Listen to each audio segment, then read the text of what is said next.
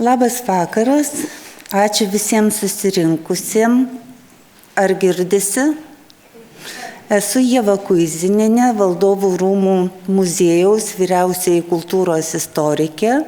Istoriniais gobelenais domiuosi jau tikrai seniai, daugiau negu 30 metų. Ne visada, bet labai dažnai sakau, kad savo klestėjimo laikotarpiu gobelenai buvo geidžiamiausia galingųjų prekė nuo Skandinavijos iki Apeninų pusiasalio, bet šios paskaitos kontekste mums tai mažiau aktualu, mums svarbu, kad herbiniai gobelenai buvo paklausus Lietuvos ir Lenkijos valstybėse nuo Žygimanto Seno laikų iki 18 amžiaus pabaigos. Šiandieną paskaitoje kalbėsime apie gobelenus, šiuo metu pristatomus Valdovų rūmų muziejuje vykstančioje parodoje Verdiūro su Vyčiu, kunigaikščių Višniovieckių ir Sanguškų gobelenai iš Vavelio ir šių audinių istorinį kontekstą. Visi seriją sudarantys gobelenai priklauso verdiūrinių gobelenų grupiai. Žodis verdiūra kilęs iš senosios prancūzų kalbos žodžio vert, kuris reiškia žalią ir puikiai apibūdina šių gobelenų dominuojančias temas.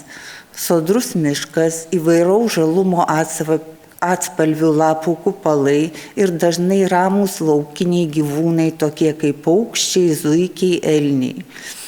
Šie meno kūriniai, užuot pasakoja mitologinės ar religinės istorijas, sutelkė dėmesį gamtos pasaulio harmoniją, dažnai idealizuota ir amžina. Iš 7 serijai priklausančių audinių 6 yra Vavelio karališkosios pilies valstybinių meno rinkinių nuosavybė. Vavelis juos įsigijo 2022 metais iš paskutiniojo Sanguškų giminės palikuonio kunigaikščio Povilo Sanguškos San Paule, Brazilijoje. 7 šios serijos audinys tebepriklauso San Paulo meno muziejui. Parodoje pristatomi 3 šios serijos audiniai ir pradžioje su jais ir supažindinsiu. Vieningai serijai priklausantys audiniai iš visų pusių įrėminti siaura, auksuota drožinėta rėmą primenančia juostele. Viršutinė ir apatinė bordiūrų juostos plačios. Viršutinėje bordiūro juostoje komponuojamos gėlių puokštės, kuriuose galima atpažinti rožės ir tulpes, pakabintas ant lapų girliandų surištų mėlynomis banguotomis juostomis. Apatiniuose bordiūruose vaizduojama tanki, stambių raitytų akantų pynė, susipinanti su mažesnio mastelio įvairialapių ir įvairiažiedžių, rožių, gvazdikų, tulpių, narcizų, gėlių pynė. Augalų piešinys grakštus ir naturalistiškas. Ritmą kuria skirtingų siluetų ir spalvų lapai, stiebai, žiedai. Skaidrėje matomoje verdiūroje alegorinis miško peizažas, žalumos efektas yra didingiausias. Beveik visą kompoziciją užima ūksningi medžiai kerotais kamienais. Jų properšoje apšviestoje miško kalvelėje tarp didelio mastelio pavienių žolynų sukomponuotų pirmame plane vaizduojamos 3 avys. Viena jų guli pievelėje, 2 įkomponuotos dešiniau stovi viena už kitos. Antrame plane tarp medžių lapijos matoma tarp kalvų į tolį nuvinguriuojanti upė ir dangus. Erdvės efektas kuriamas naudojant skirtingo intensyvumo ir atspalvio tonus bei skirtingus mastelius. Verdiūra įspūdingų išmatavimų 3 metrų 88 cm aukščio ir 5,5 metrų pločio. Skaidrėse žvėreliai dėja sunkiai matomi, tačiau jūs klausykite, ką pasakoju, o pačius žvėrelius po paskaitos galėsite apžiūrėti parodoje. Kitos 2 siauros verdiūros vertikalaus stačiakampio formato ramesnės, jose medžiai papildo, o ne užvaldo kompoziciją. Pirmame plane daugiau vietos skirta rusvai žalsvų atspalvių kalvotoms pievelėms, paįvairintoms gan kukliais pavieniais skirtingų mastelių augalais. Verdiūroje su gaidžiais, medžiai sugrupuoti greta kompozicijos centro, pievos fone matomi du vienas į kitą pasisukę, tikėtina besipešantys gaidžiai su spalvotomis plunksnomis, iškeltomis uodegomis. Jiems iš dešinės dvi juos stebinčios vištos. Verdiūroje su kiškiais pirmą planą taip pat užima kalvota pieva, o joje pavaizduoti du atokiau vienas nuo kito tupintys kiškiai. Vertikaliai kompoziciją skaido pavieniai medžiai. Už pievelės medžių kamienų fone vaizduojama per kalvotas tolumas besidriekianti upė. Verdiūros 17–18 amžiuje buvo labai populiarios, greta dekoratyvios bei utilitarios patalpų apšiltinimo, izoliavimo funkcijų, jos buvo suvokiamos kaip žiemos sodas arba langas į gamtą šaltais ir niūriais metų mėnesiais. Šiandien aptariamas verdiūras iš kitų panašių verdiūrų išskiria viršutinėme bordiūre įkomponuoti herbiniai skydai. Jie suteikia audiniams reprezentacinį statusą, leidžia skleisti žinią apie jų užsakovą, jo kilmę ir meninius pasirinkimus. Būtent heraldinis pristatomų gobelenų aspektas yra pagrindinė šiandienos paskaitos tema. Ankstyviausi žinomi herbiniai gobelenai į Lietuvos ir Lenkijos valstybę atkeliavo su Lenkijos karalienės ir Lietuvos didžiosios kunigaikštienės Bonos Sforcos kraičiu. Jame minimos buvusios 4 portieros, užsakytos jos motinos, Neapolio karalienės Izabelės Agoronietės. Vėliau Bonos Sforcos ir Žygimanto senojo pora Briugėje užsisakė 60 gobelenų, vaizdavusių Jogailaičių ir Sforcų herbus. Deja, apie juos žinome tik iš rašytinių šaltinių. Jų pėdomis pasiekė sūnus Žygimantas Augustas. Pirmieji jo žinomi herbiniai gobelenai užsakyti jam būnant dar tik Lietuvos didžioji kunigaikščių apie 1544–48 metus. Įspūdingų gobelenų centre buvo išaustas jungtinis Lietuvos didžiojo kunigaikščio Žygimanto Augusto herbas, viršuje vainikuotas Lietuvos didžiojo kunigaikščio karūna. Jungtinio herbo širdyje Žygimanto Augusto motinos Bonos Sforcos herbas žaltys ryjantis vaikas. Pirmame herbinio skydo lauke išaustas Lenkijos erelis Žygimanto Augusto tėvo Žygimanto senojo herbas su paties Žygimanto Augusto inicialais ant erelio krūtinės. Antrame lauke Lietuvos didžiosios kunigaikštystės heraldinis simbolis vytis. Apatiniuose laukuose esantis herbai vaizdavo Lietuvos didžiosios kunigaikštystės svarbių žemių heraldinius ženklus. Angelas Kijevo, kryžius Voluinės, keturpirštės lokys Smolensko. Vis dėlto žinomiausia heraldinė Žygimanto Augusto gobelenų serija buvo sukurta kiek vėliau, jam būnant jau Lietuvos didžiuoju kunigaikščiu ir Lenkijos karaliumi. Minėto audinių tikslas buvo stiprinti Jogailaičių įvaizdį Lietuvos ir Lenkijos valstybėse ir Europoje. Valdovo pavyzdžių pasiekė ir abiejų tautų didikai.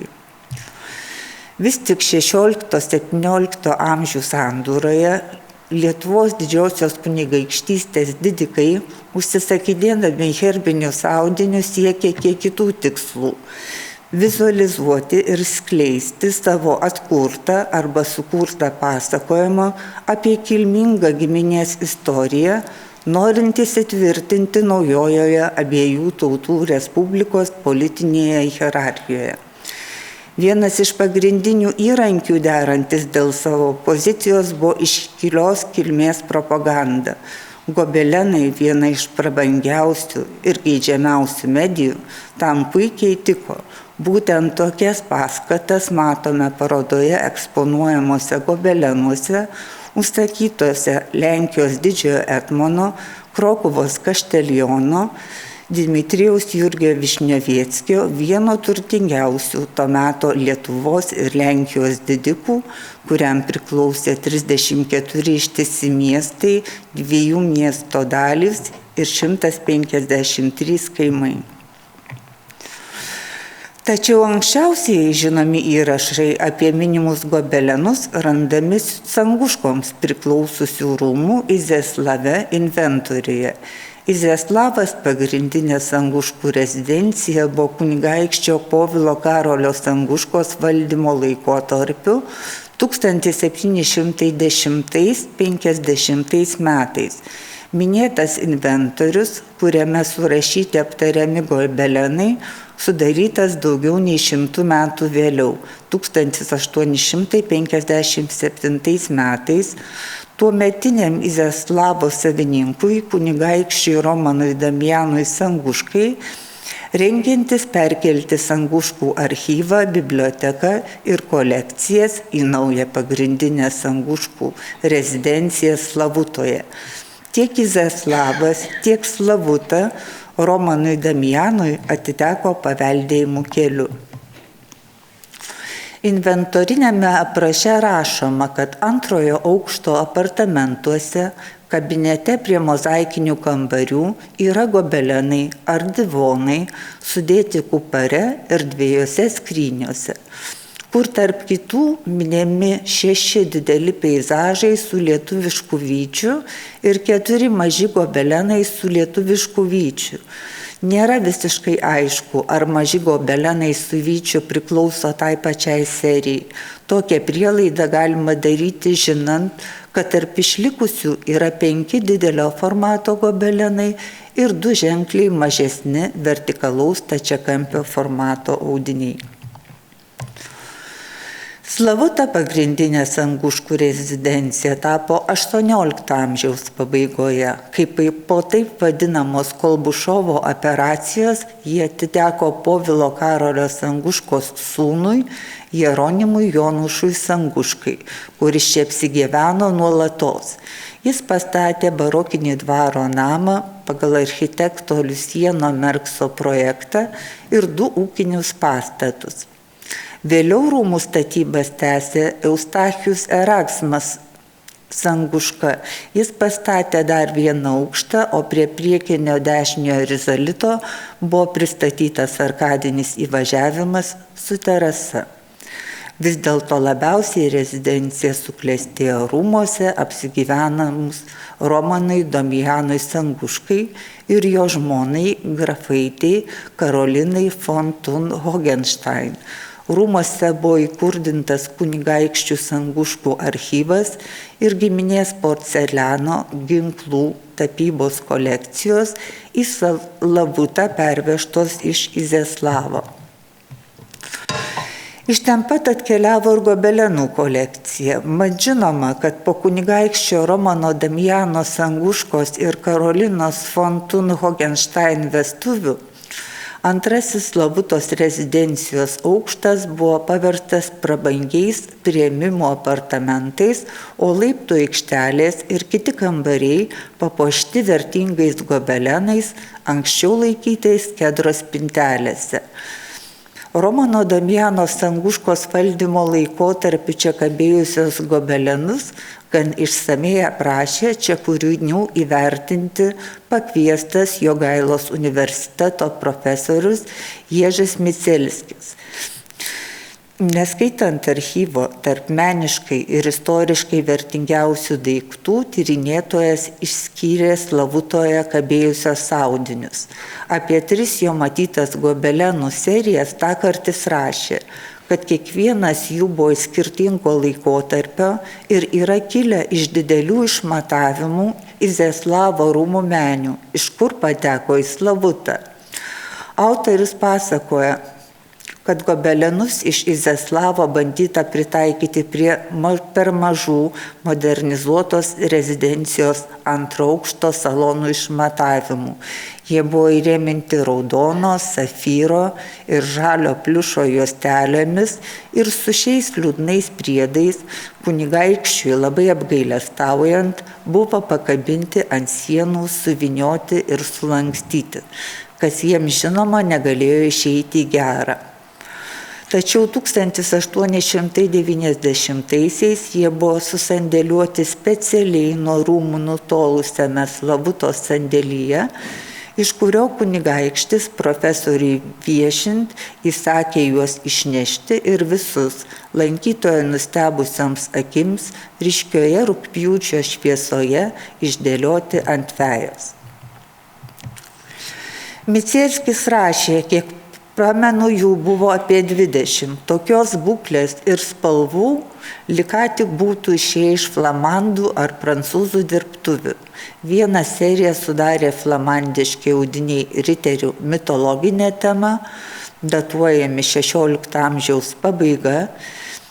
Kitos serijos audiniai buvo didelių metmenų, vyraujančia peizažo tema, priskiriami verdiūrinių gobelenų grupiai, taip pat flamandiški, nepaprastai ryškių spalvų, sukurti 17 amžiaus viduryje.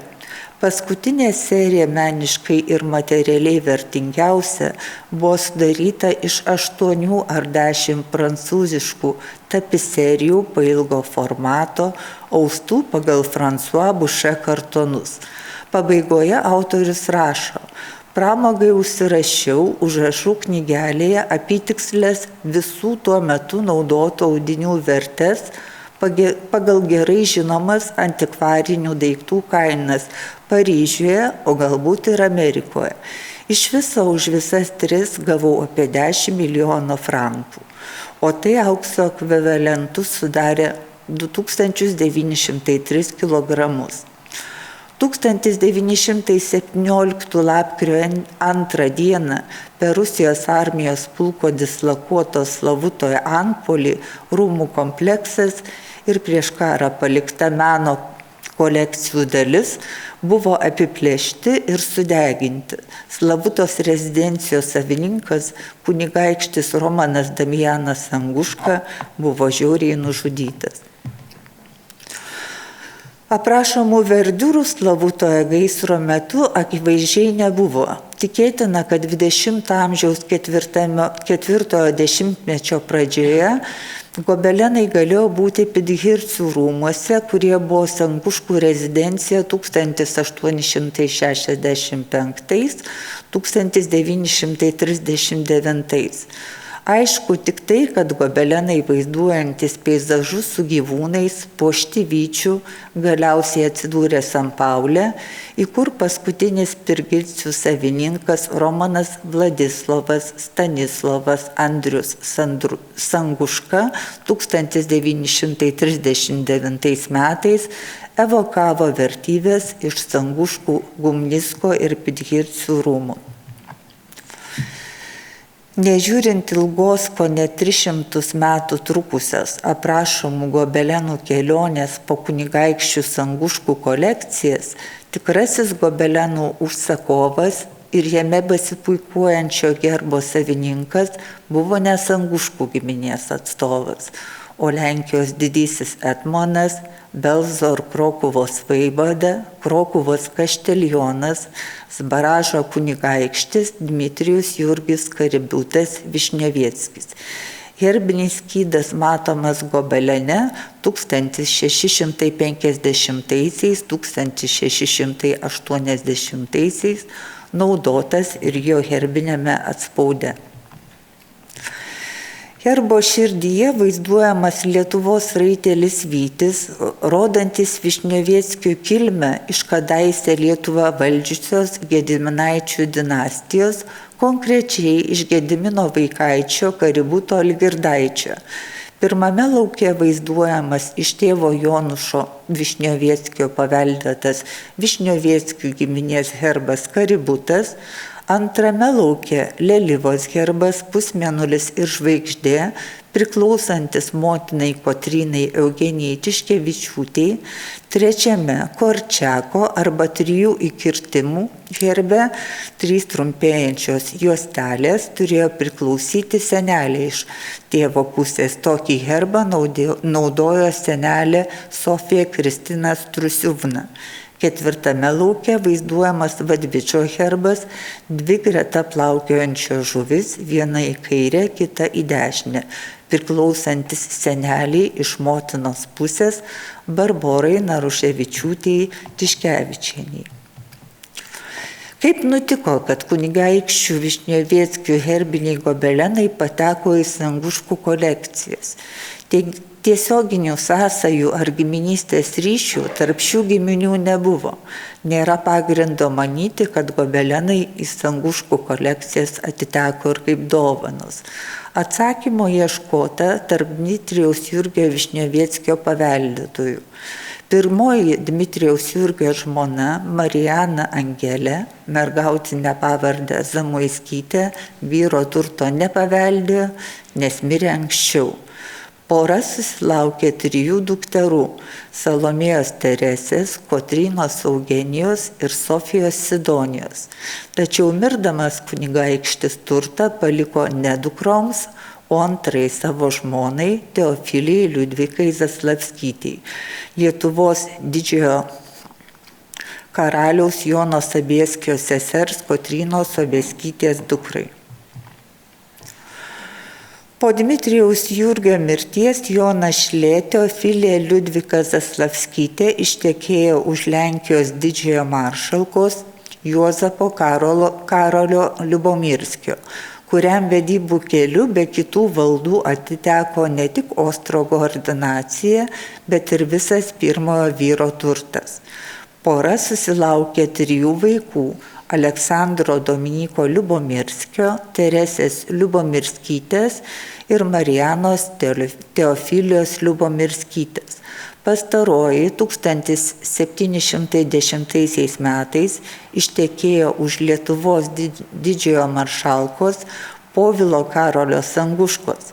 Būtent Povilo Karolio Sanguškos atstatytoje rezidencijoje Izaslavė gobelenai su Dmitrijaus Jurgio Višnioveckio herbais Sanguškų kolekcijoje minimi anksčiausiai. Tiek Izaslavas, tiek Slavuta, abi svarbiausios rezidencijos, kuriuose minimi peizažiniai gobelenai su Vyčiu, prieš atitekdami Sanguškams priklausė Jurgiui Dmitrijui Višnioveckiui, kuris jas įsigijo po santuokos su Teofilija Liudvika Zaslavskyte. Tai ir būtų atsakymas, kai Višnioveckių gobelenai pateko į Sanguškų meno kolekcijas.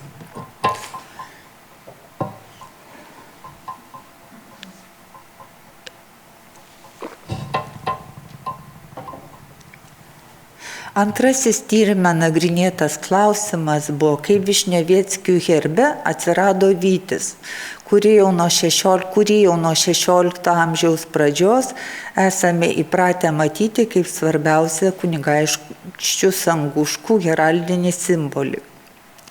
Kaip paaiškina lenkų istorikas daktaras Jokūbas Rogulskis, 16-17 amžių sandūroje vytis atsirado ne tik Sanguškų, bet ir kitų save su Gediminaičiais siejančių kilmingų giminių herbuose, jų tarpe kunigaikščių Višnioveckių.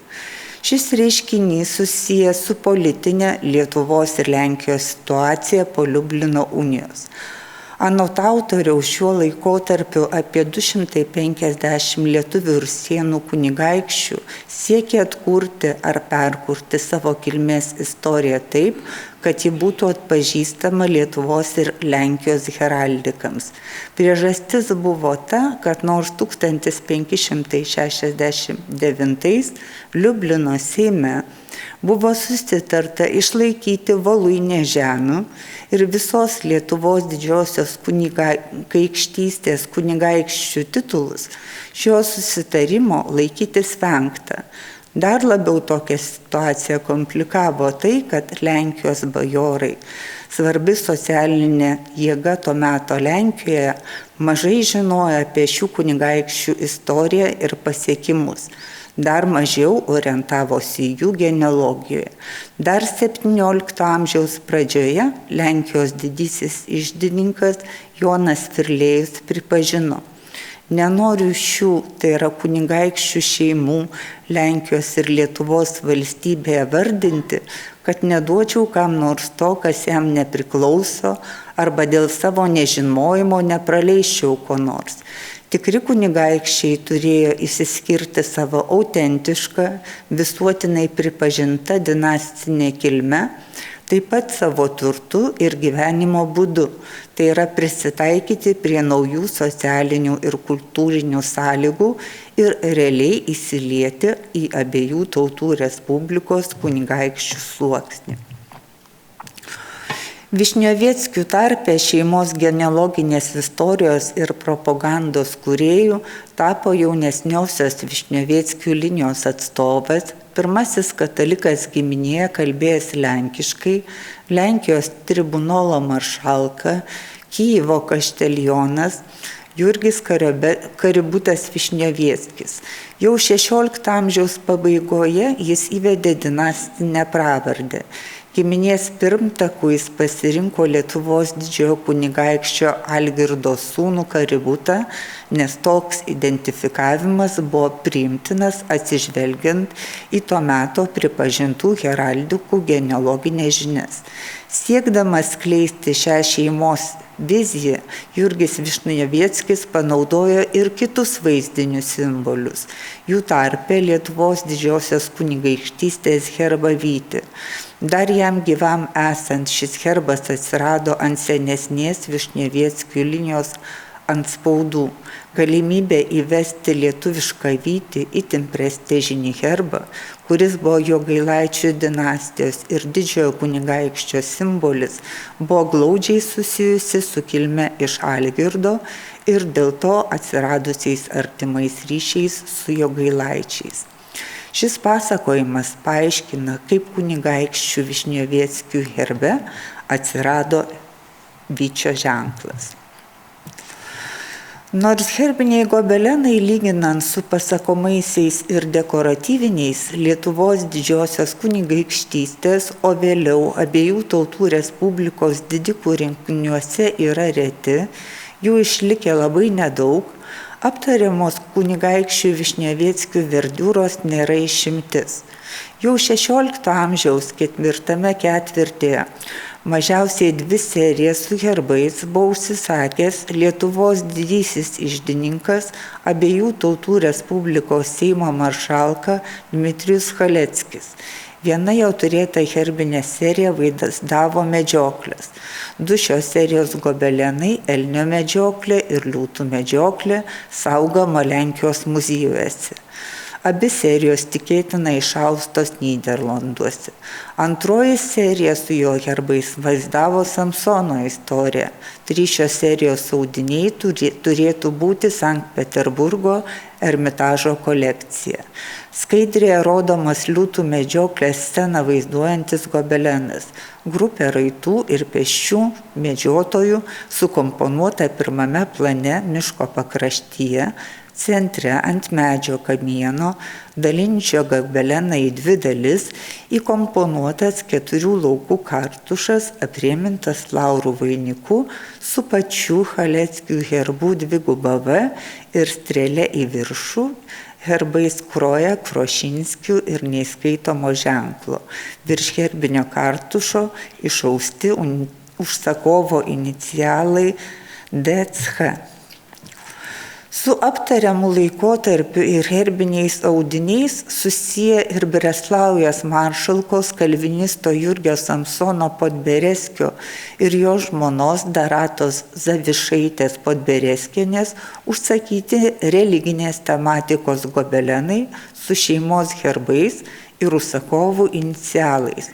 Gobelenai datuojami 17 amžiaus pirmą pusę, vaizduoja scenas Jėzaus Kristaus atsimainymas, amžinas gyvenimas ir žengimas į dangų. Šiuo metu visi trys išlikę audiniai priklauso Varšuvos nacionaliniam muziejui. Gobelenų išaudimo vieta nežinoma, tikėtina, kad jie išausti vietinėse dirbtuvėse.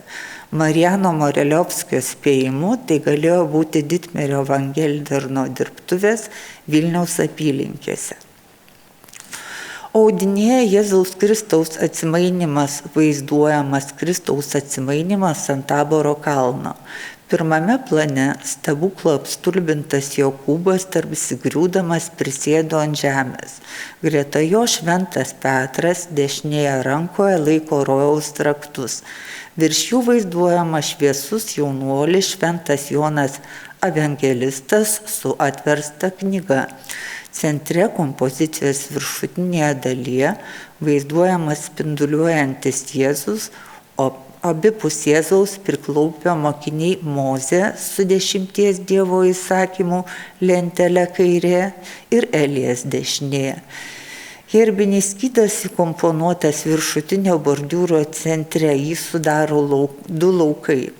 Pirmame įkomponuotas Jurgio Samsono Bereskio herbo Gozdava atmaina kryžius ir dviguba V, antrame lauke pavaizduota Zavišų gulbė. Virš skydo išausti užsakovų inicialai JSP ir DZP.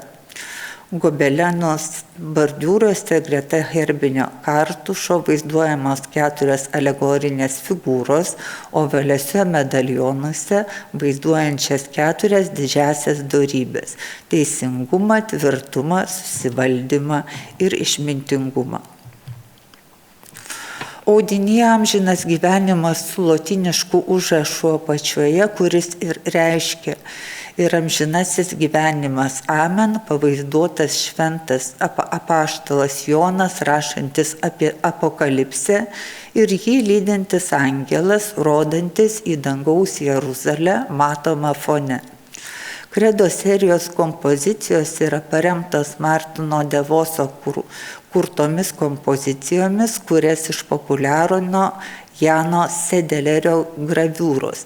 Neturtingos dirbtuvės vietoj gobelenų kartonų naudojo graviūras. Tikėtina, taip nutiko ir su šia serija.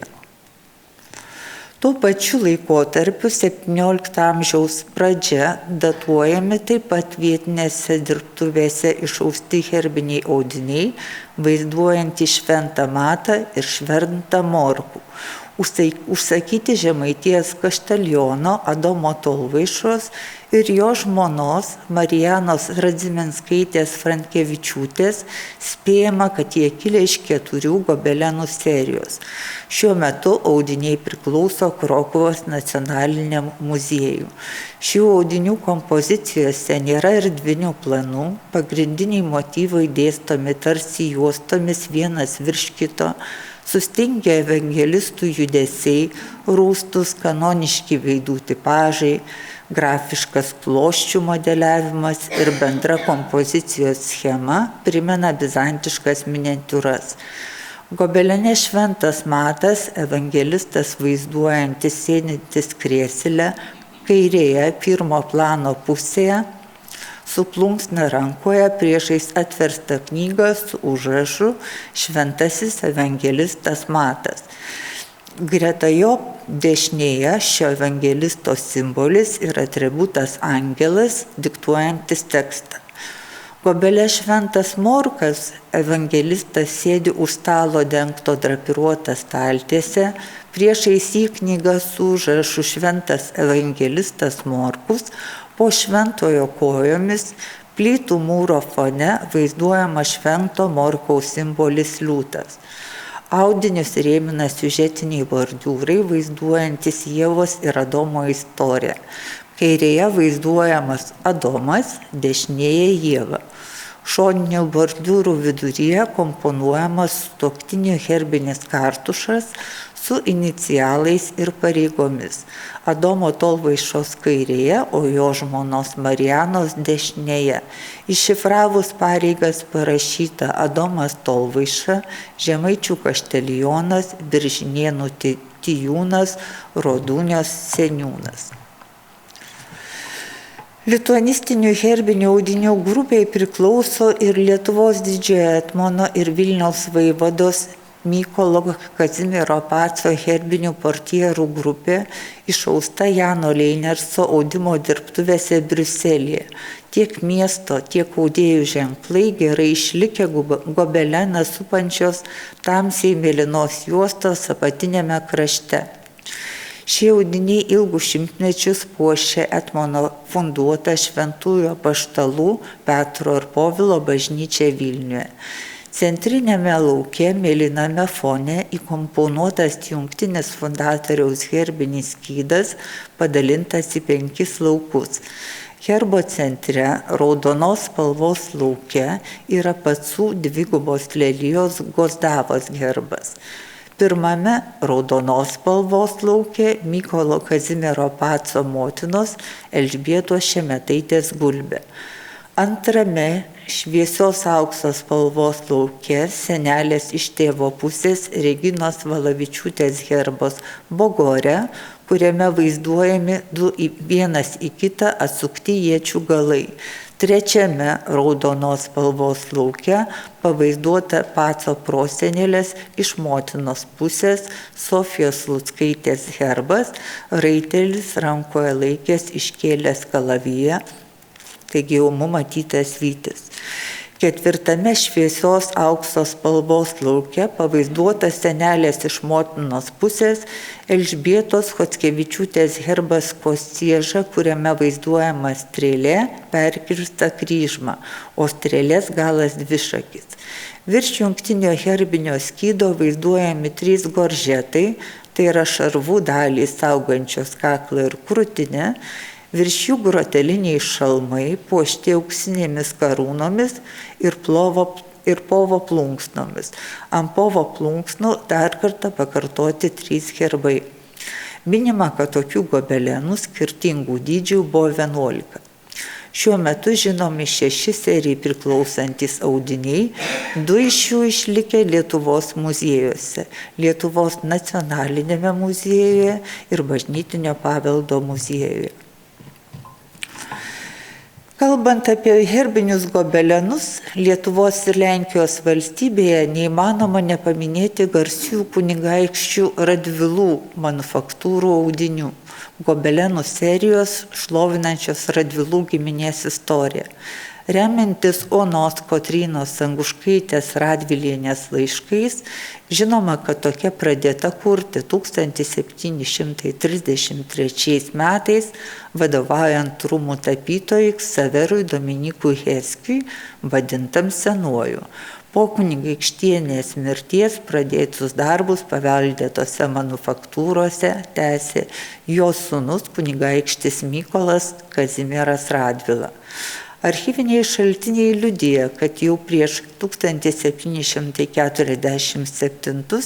didikas įdarbindavo gobelenų audėjas ir apgyvendindavo jas iš motinos paveldėtose Myriaus pilies statiniuose bei dirbtuvėse. Tikriausiai būtent Myriuje pradėta austi monumentali Radvilų giminės istorija, didžiausia gobelenų serija to meto Vidurio Europoje. Iš Tadeušo Bernatovičiaus rasto aprašo žinome, kad serija puošia Nesvyžiaus rezidenciją. Kaip nurodo autorius, gobelenai kabėjo 4 patalpose, greta auksinės salės 3 rezidencijos aukšte.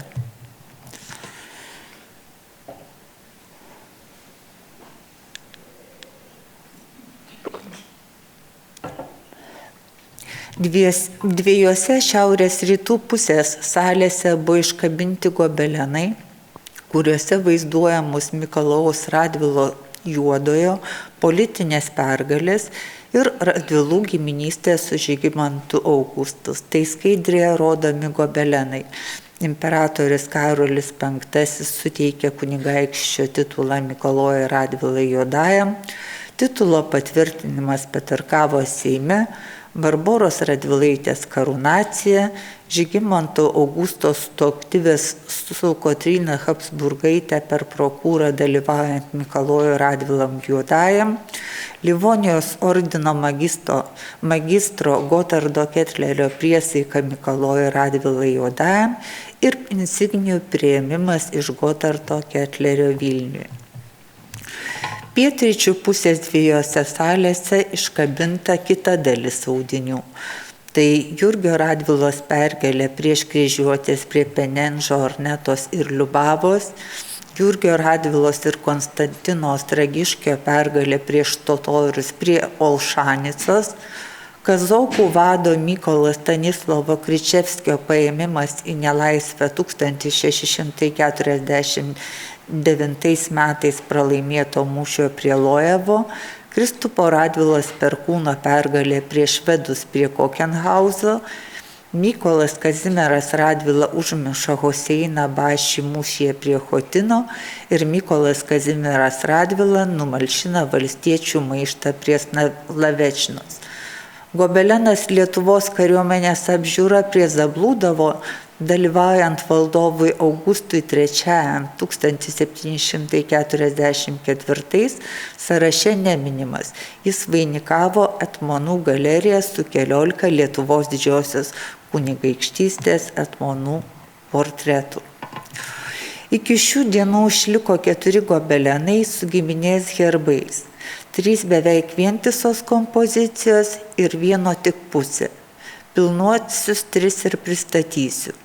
Vienas jų vaizduoja istorinį įvykį, kai imperatorius Karolis V suteikė kunigaikščio titulą Mikalojui Radvilai Juodajam. Šio gobeleno išliko kairė ir vidurinė dalys. Gobelene vaizduojama Augsburgo rūmų vėlyvojo renesanso stiliaus salė, patalpos tolumoje tarp arkadų matyti gretima salė su kolonomis. Kairėje kompozicijos pusėje soste, virš kurio kabo sunki įmantriai klostuota portiera, sėdi imperatorius Karolis V su visomis valdovo insignijomis. Priešais jį ant sosto laiptelių vaizduojamas priklaupęs Mikalojus Radvila Juodasis. Už jo stovi 2 kunigaikščiai kurfiurstai, iš kurių vienas paduoda ant pagalvėlės padėtą kunigaikščio mitrą, kitas imperatoriaus raštą.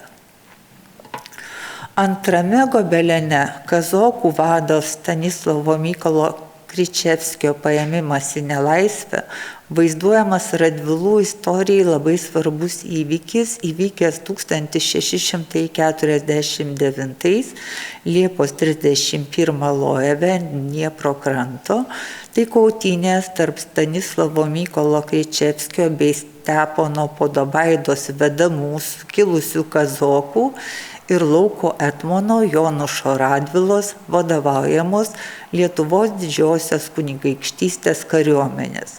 Kazokų ataką lietuviai sumaniai atrėmė.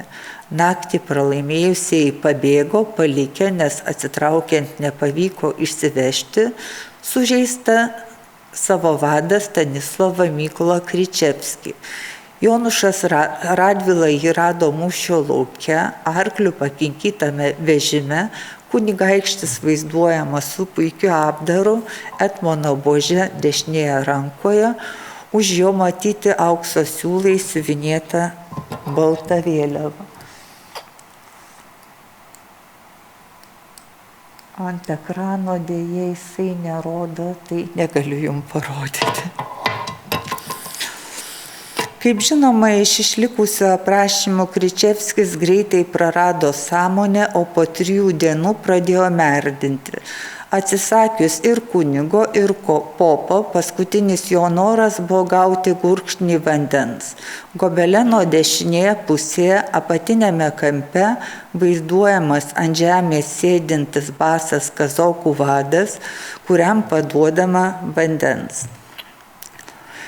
Trečiajame išlikusiame gobelene Lietuvos kariuomenės apžiūra prie Zablūdovo, dalyvaujant valdovui Augustui III, vaizduojamas istorinis įvykis įvykęs 1744 rugsėjo 24, kai kunigaikštis Mykolas Kazimieras Radvila Žuvelė su Lenkijos ir Lietuvos valdovu Augustu III vyko į Gardino Seimą ir jam pristatė savo kariuomenę. Daugelio tyrinėtojų nuomonė taip pat vertingiausia šios serijos gobelenas. Kulisinės kompozicijos centre kariuomenės fone regimas monumentalus raito Mykolo Kazimiero Radvilo Žuvelės portretas. Kunigaikštis pavaizduotas su etmono buože rankoje, dėvinti šarvus ir kepurę puoštą plunksnomis. Didinga kunigaikščio povyza nustelbia pagrindinę temą – Lietuvos didžiosios kunigaikštystės kavalerijos paradą surengtą Augusto III garbei. Šių didžiųjų išlikusių gobelenų viršutinėje bordiūro juostoje centre šermonėlių mantijos fone dėliojama herbinė kompozicija, kurios centre heraldinis juodas erelis su keturlaukiu herbiniu skydu ant krūtinės. Skydą sudaro heraldiniai ženklai, trimitai, pasagos, žuvis ir lelijos, priklausantis Mykolui Radvilai Juodajam, giminės galios kūrėjui. Virš herbinio skydo komponuojami 3 goržetai, virš jų groteliniai šalmai puošti auksinėmis karūnomis, virš jų 2 Radvilų skydininkai, liūtas ir grifas, abipus karūnuota juoda heraldinį erelį. Šie gobelenai rodo kunigaikščio ambicijas ne tik įtvirtinti giminės reikšmę šalies politinėme ir visuomeninėme gyvenime, meno darbuose, bet ir sukurti iki tol nematytų užmojų gobelenų rinkinį. Tarp Lietuvos didikų buvo populiarios ir herbinės verdiūros.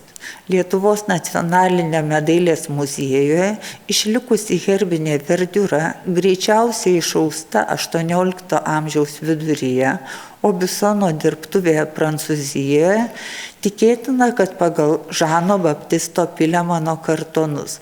Kompozicijoje vaizduojami 2 liauni stambialapiai medžiai, aplipę masyviais raudonais žiedais, kurie rėmina centrinę kompoziciją iš abiejų šonų.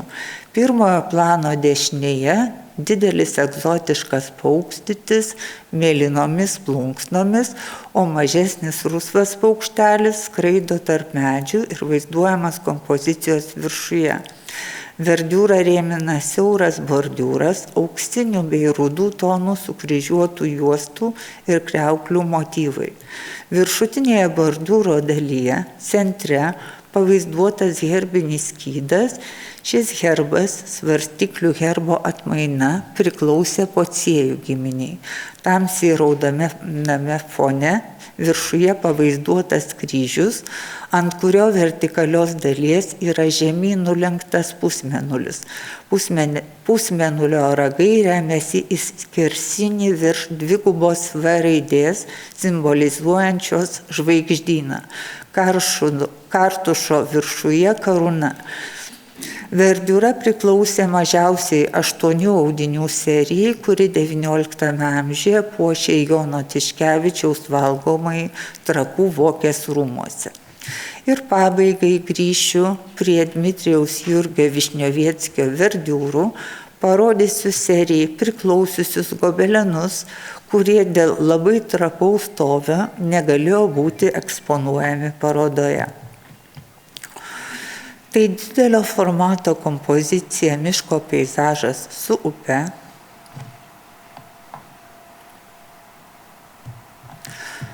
gobelenas miško peizažas su fontanu, taip pat didelių išmatavimų, ir paskutinis Vavelio įsigytas gobelenas peizažas su gulbėmis. Nėra dvejonių, kad Dmitrijaus Jurgio Kaributo Višnioveckio verdiūros iš kunigaikščių Sanguškų kolekcijos prasmingai praturtino Lietuvos ir Lenkijos istorinių herbinių audinių rinkinius, juos papildė net 6 iki tol nežinoti gobelenai. Tuo paskaitą ir baigiu, noriu padėkoti Jums už dėmesį ir kantrybę.